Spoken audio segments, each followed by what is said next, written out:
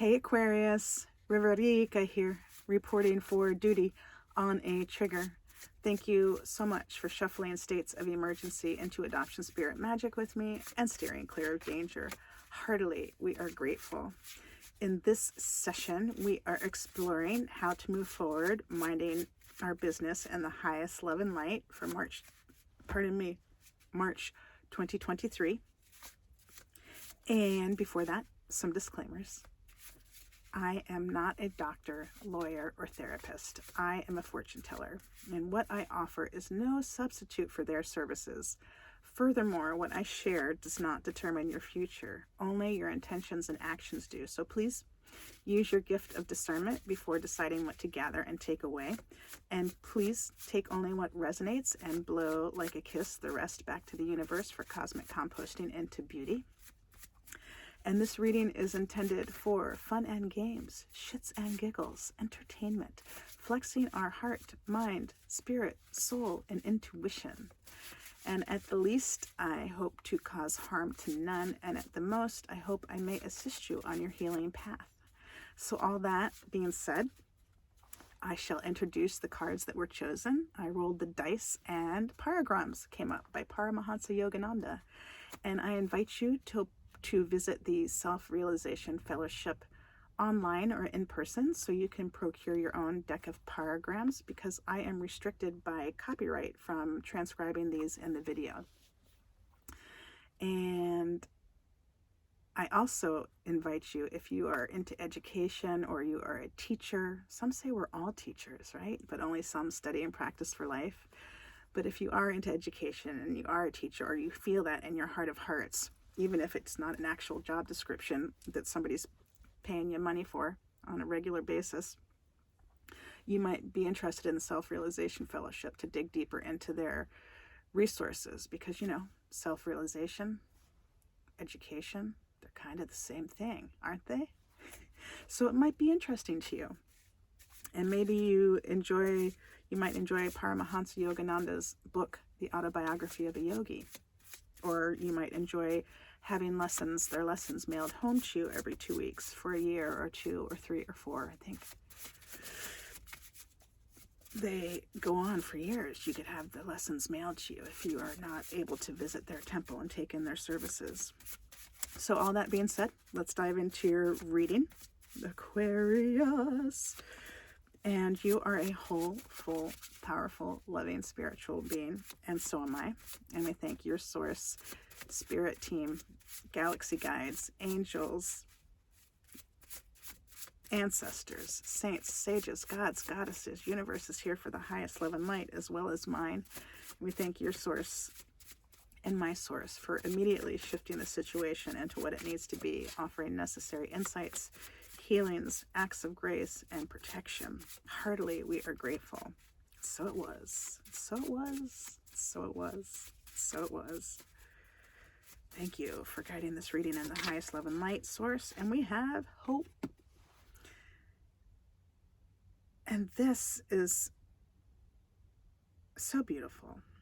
Hope is the eternal light held aloft by the soul as man travels the pathway of incarnations to reach God. Never relinquish hope, for you would then have to wait miserably in darkness, unable to resume your journey towards the divine until you can choose to raise once again the searchlight of hope.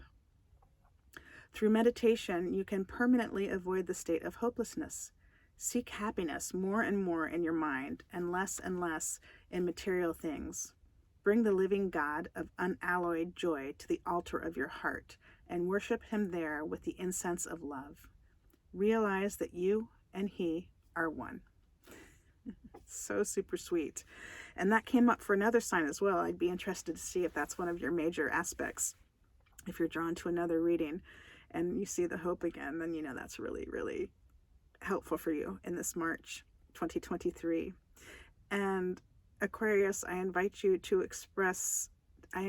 consider how to express in your culture God, divine, and then the capital He, capital H, He, capital H, Him, referring to God. How might you consider, how how might you express those in your culture? And you can leave those in the comments if you desire. And the reason I'm inviting you to consider how to express those in your culture is to really help this card resonate with you and really make it your own.